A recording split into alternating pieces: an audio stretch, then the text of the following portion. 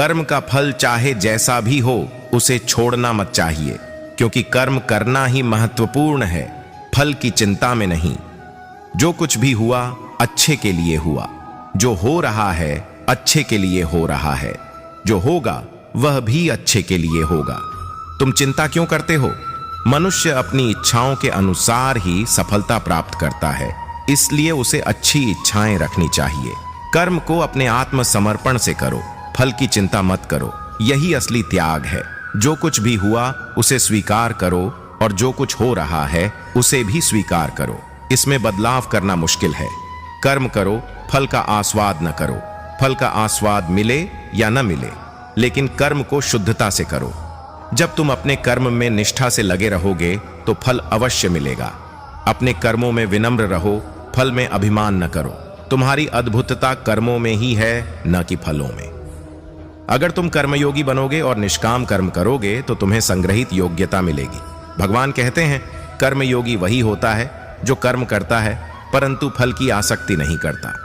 कर्म का फल छोड़ो, सिर्फ कर्म करो, फल तुम्हें जरूर मिलेगा। जीवन में सफलता पाने के लिए अपने कर्मों में समर्पण रखो और फल की चिंता मत करो। कर्मयोगी वह है जो महाकर्मा में भी आत्मा को स्थिर रख सकता है। सच्चे मन से अपने कर्मों का निष्ठा से पालन करो, फल की चिंता मत करो। कर्मों का यज्ञ करते रहो और अपने आत्मा को अद्वितीय ब्रह्म में समर्पित करो। अपने कर्मों में समर्पण रखो और उन्हें निष्काम भाव से करो। कर्मों का यज्ञ करो और उन्हें भगवान की आराधना में बदलो। समझाओ कि कर्म का फल तो केवल साधन है, मानव को उससे ऊपर उठना है। अपने कर्मों में आत्मविश्वास रखो, क्योंकि आत्मविश्वास ही सफलता की कुंजी है। जीवन को सार्थक बनाने के लिए अपने कर्मों को प्रेम से करो और फल की आसक्ति से बचो।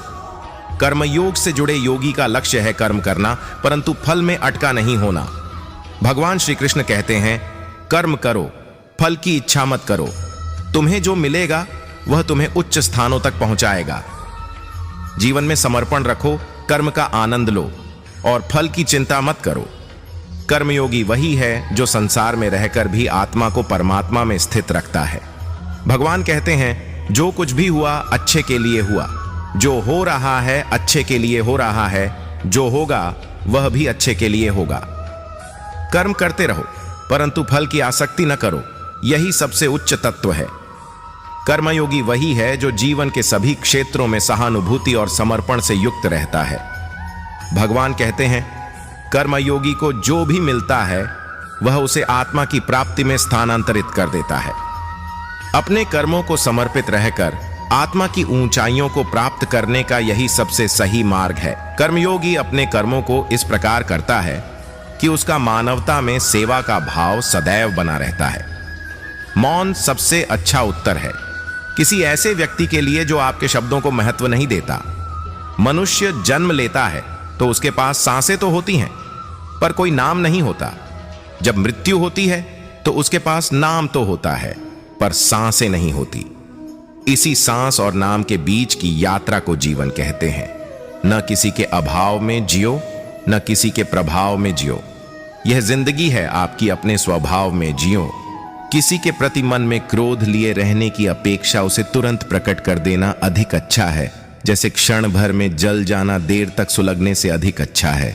इंसान चाहे जितना भी खुद को व्यस्त रख ले, जिससे वो प्रेम करता है उसकी यादों से नहीं बच सकता। समय कभी नहीं रुकता। आज यदि बुरा चल रहा है तो कल अवश्य अच्छा आएगा। आप केवल निस्वार्थ भाव से कर्म कीजिए और वही आपके हाथ में है। हमारी आस्था की परीक्षा तब होती है जब हम जो चाहे वो न मिले और फिर भी हमारे दिल से प्रभु के लिए शुक्रिया ही निकले। दया होनी चाहिए, कमजोरी नहीं। ज्ञान होना चाहिए, अहंकार नहीं। कोई कुछ भी बोला, स्वयं को शांत को रखो। धूप कितनी ही तेज हो, समुद्र सूखा नहीं।